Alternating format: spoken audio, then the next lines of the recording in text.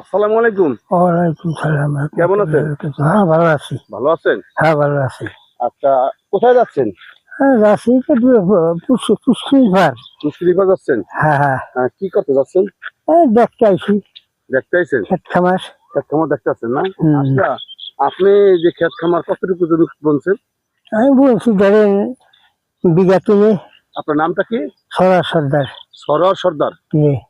আচ্ছা, এই পাটগুলো এই পাট ফসল কেমন হয়েছে এবার? 5 ফসল ভালো হয়েছে। ভালো হয়েছে, হুম। কিন্তু বৃষ্টির কারণে বৃষ্টির কারণে কি ডোবারা গেছে ডোবা যেগুলি। বৃষ্টির কারণে কিছু ডোবা মারি গেছে না? হ্যাঁ, ডোবা মারি গেছে।